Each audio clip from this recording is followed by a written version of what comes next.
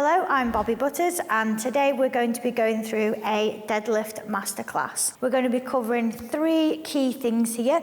That's going to be the start position, pulling the slack out of the bar, and an effective lockout.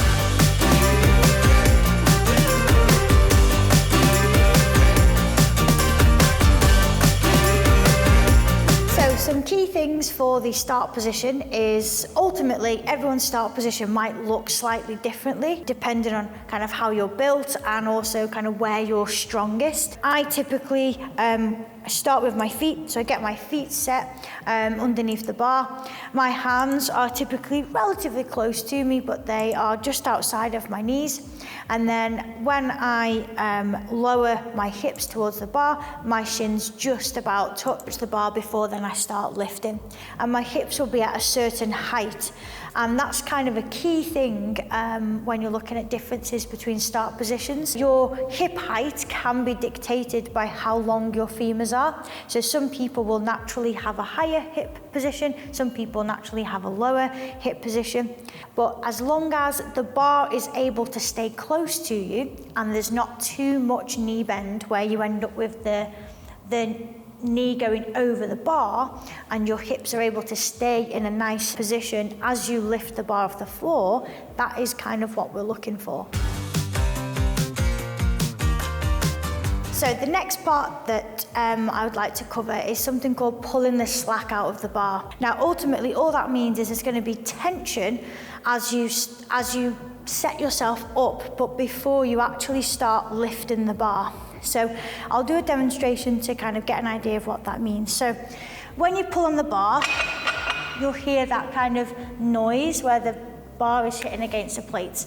So what you're going to do is you're going to get yourself set up, and then what I'll do is as I'm lowering my hips, I'm already pulling on the bar. So you can hear as I do this, the bar's on the weights, and then I pull and it's silent off the floor. If I wasn't to do that, it would sound a little bit more like this.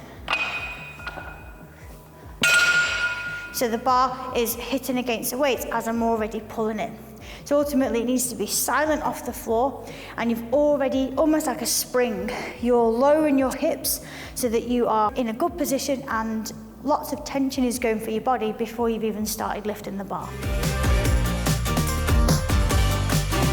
The final point I'd like to cover is kind of an effective lockout. Now what I mean by that is, ideally, everything needs to kind of lock out at the same time. So once the bar gets to kind of this general position, as you lock out, you want your knees, hips and shoulders to lock out all at the same time. So you kind of don't want your hips to get in position and then you've got to kind of ride it round. You don't want your knees to lock out and then you've got to kind of pull everything forward. So ideally, everything needs to lock out at the same time.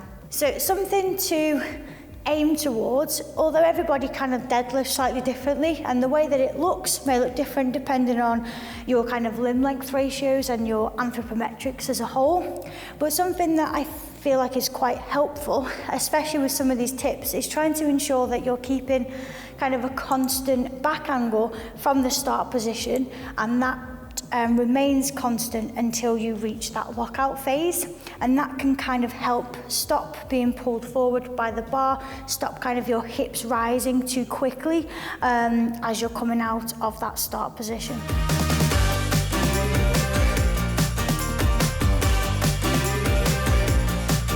Throughout my experience as an athlete and as a coach, you will find that some people naturally have a little bit more of a rounded thoracic spine, and that's okay, as long as it's not accentuated as you're going through the lifts, as long as it doesn't become so detrimental to the point where you actually end up in a really rounded position and you're having to pull your shoulders back quite a lot. I feel it can be beneficial to at least have that intention of keeping the spine in a neutral position, but it might just be that there is naturally just a little bit more rounding in that thoracic part of your spine. As long as it's not coming too much from your lumbar spine, because naturally the lumbar spine is extended, so you want to keep extension in the lumbar spine, and it's okay if naturally your thoracic spine goes into a more flexed position. Okay, so hopefully you have enjoyed this deadlift masterclass and maybe have got some little tips and tricks that you can potentially use or use to facilitate your deadlift technique as you go forward. So some of the things that we've covered today is ensuring that the start position is correct for yourself so that you're able to maintain a good torso position and have kind of a bit more of a vertical shin angle as you set up to the bar. Pulling the slack out of the bar so that you've got tension on the bar before the bar starts coming up off the floor. And finally, ensuring that you've got an effective lockout. So trying to ensure that you're locking out at the knees, hips and shoulders simultaneously for a nice strong lockout. If you've got any questions, then please comment below.